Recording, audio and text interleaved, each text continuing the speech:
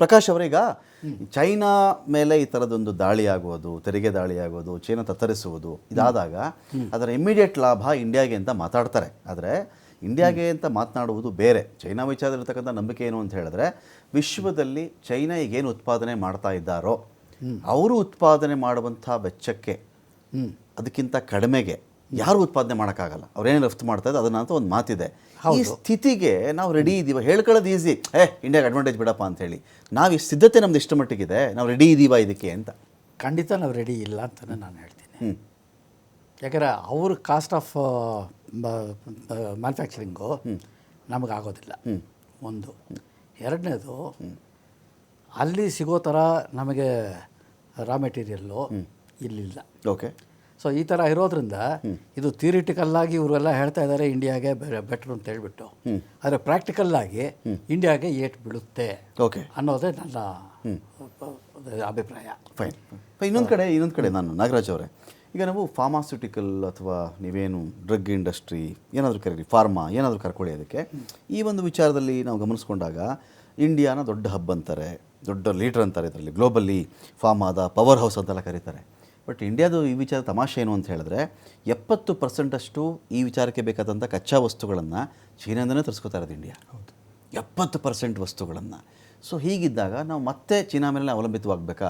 ಅಮೆರಿಕಾಗೂ drug ಬೇಕು. ಅಮೆರಿಕಾದಲ್ಲಿ 2 famous ಕಂಪ್ನಿಗಳಿದ್ದರೂ ಕೂಡ ಭಾರತದ ದೊಡ್ಡ ಪಾಲು ಅಮೆರಿಕಾದಲ್ಲಿದೆ ಈ ಫಾರ್ಮಾ ಇಂಡಸ್ಟ್ರಿ ಅಂತ ಬಂದಾಗ. ಇವುಗಳಿಗೆ ಹೇಗೆ ನಾವು ಈಗ ಚೀನಾ ಜೊತೆ ನಾವು ವರ್ತನೆ ಮಾಡೋದು? ಚೀನಾ ನಂಬಿಕೆಗೆ ಅರ್ಹನ? ಅವನು ನಂಬ್ಕೋಬೋದಾ ಲಾಂಗ್ ಟೈಮಿಗೆ? ನಾವು ಎಷ್ಟೋ ಬಾರಿ ಬೆನ್ನುಚೂರಿ ಹಾಕಿದ್ದಾನೆ ಚೀನಾ, ನಂಬಕ್ಕಾಗಲ್ಲ ಅವನ್ನ. ಹೆಂಗೆ ಇದನ್ನು ಹ್ಯಾಂಡಲ್ ಮಾಡೋದು ಅಂತ? ಇಲ್ಲಿ ನಾವು ಅಲ್ಪಕಾಲಿಕ ಯೋಜನೆಗಳು ಮತ್ತು ದೀರ್ಘಕಾಲಿಕ ಯೋಜನೆಗಳನ್ನು ಮಾಡಬೇಕಾಗುತ್ತೆ. ಬಹುಶಃ ಒಂದು ನಮಗೆ ಈಗ ನಾವು ಕೋವಿಡ್ ಬಂದಾಗ ಆ ಹಂತದಲ್ಲಿ ನಾವು ಹೇಗೆ ಅದನ್ನು ಎದುರಿಸಬೇಕು ಅನ್ನುವಂಥ ಒಂದು ನಿರ್ಧಾರ ಇತ್ತು. ನಾನು ಆಗಲೇ ಹೇಳ್ತಾ ಇದ್ದೆ, ವರ್ಕ್ ಫ್ರಮ್ ಹೋಮ್ ಅನ್ನುವಂಥ ಕಾನ್ಸೆಪ್ಟ್ ಹುಟ್ಕೊಂಡಿದ್ದೆ ಆವಾಗ. ಯಾವುದೇ ಒಂದು ತೊಂದರೆಗಳು ಬಂದಾಗ, necessity is the mother of invention. ಒಂದು ಹೊಸದಾಗಿ ಏನಾದರೂ ನಾವು ಕಂಡುಹಿಡಿಬೇಕು ಅಂದರೆ ನಮ್ಗೆ ಅದರ ಅವಶ್ಯಕತೆ ಬೇಕು. ಬಹುಶಃ ಇಂಥ ಒಂದು ಸಿಚುವೇಶನ್ಗಳು, ಇಂಥ ಒಂದು ವ್ಯವಸ್ಥೆಗಳು ನಮಗೇನಾಗುತ್ತೆ ಅಂದರೆ ಒಂದು ದೊಡ್ಡ ಚಾಲೆಂಜಸ್ಗಳು, ಸವಾಲುಗಳನ್ನು ಮೂಡಿಸುತ್ತೆ. ಸೊ ಕಂಡು ಹಿಡಿಯೋದಕ್ಕೆ, ಇನ್ವೆನ್ಷನ್ ಮಾಡೋದಕ್ಕೆ ಇಂಥದ್ದೆಲ್ಲ ಕೂಡ ಅವಕಾಶಗಳಾಗಿ ಮೂಡಿಬರುತ್ತೆ. ಬಹುಶಃ ನಾನಿಲ್ಲಿ ಅಂದ್ಕೊಳ್ಳೋದಿಷ್ಟೇ, ಅಫ್ಕೋರ್ಸ್ ನಾವು ಚೈನಾಗಿಂತ ಅವರ ಎಫಿಷಿಯನ್ಸಿ ಲೆವೆಲ್ ಆಗಲಿ, ಅವರ ಸ್ಕಿಲ್ ಆಗಲಿ, ನಾನು ಅದೇ ಹೇಳ್ತಾ ಇದ್ದೆ, ಅವರು ಯೂಸ್ ಮಾಡ್ತಾ ಇರುವಂಥದ್ದು, ಬಳಸ್ಕೊಂಡಿರುವಂಥ ರೋಬೋಟ್ಗಳು ಇವತ್ತು 100 ರೂಪಾಯಿಯ ವಸ್ತುವನ್ನು ಬೇಕಾದರೆ ನಾವು 40 ರೂಪಾಯಲ್ಲಿ ಕೂಡ ಅವರು ಅಂದರೆ ಅದನ್ನು ಮಾಡುವಂಥದ್ದು, ಉತ್ಪಾದನೆ ಮಾಡುವಂಥ ಕೆಪಾಸಿಟಿ ಇದೆ.